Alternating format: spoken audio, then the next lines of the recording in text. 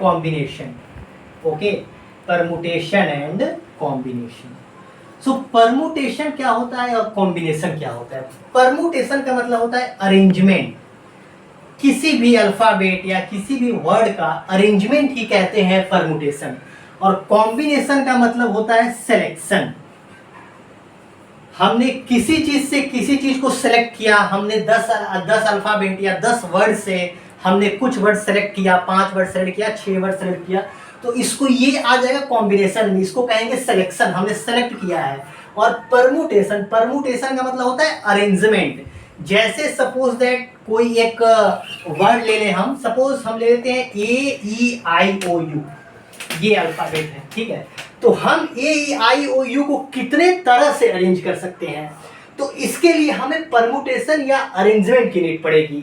अब हम क्या करते हैं, अगर हमें 3 डिजिट का, सपोज दैट फॉर एग्जांपल हम लेते हैं, अगर हमें 3 डिजिट का बनाना है वर्ड, इनको यूज करके AEIOU, अगर हम फर्स्ट कॉलम में, अगर हम फर्स्ट बॉक्स में भरने जा रहे हैं, तो हम क्या भरेंगे? AEIOU में से कोई एक भर सकते हैं।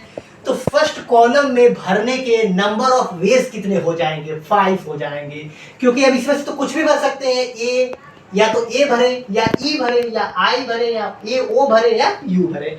तो इसमें से 5 में से हम 5 ही भर, 5 नंबर ऑफ वेज जो है 5 हो जाएंगे, तो हम 5 भर देंगे। और अगर रिपीटिशन अलाउ नहीं होता है, तो हम यहाँ पे 5 में से, अब देखिए नंबर ऑफ वेज तो 5 है, लेकिन एक समय में हमने कोई एक ही अल्फाबेट इस पे भरा है। तो मान लीजिए suppose that for an example हमने आई भरा है इसमें, ठीक है, तो नंबर ऑफ वेज तो 5 है। अब हमने, लेकिन भरा तो हमने एक समय पे एक ही है, तो कितने बच गए? 4। तो 4 में से अब 4 को भरने के नंबर ऑफ वेज कितने हो जाएंगे? 4 ही तो होंगे 4 को भरने के नंबर ऑफ वेज। तो 4 वेज से हम जो बचे हुए को भर सकते हैं। और रिपीटिशन नहीं अलाउ है, तो यहाँ पे अब 4 को भर दिए। सपोज फॉर एन एग्जांपल हमने O को फिल कर दिया, तो अब 2 तो डिजिट हमने ऑलरेडी फिल कर चुके हैं, 2 अल्फाबेट ऑलरेडी फिल कर चुके हैं, तो बचे कितने? 3 बचे हैं। तो इसको नंबर ऑफ वेज भरने के कितने हो जाएंगे? 3। तो टोटल कितने हो जाएंगे? 5 × 4 × 3, 5 4 जा 20, 23 जा 60।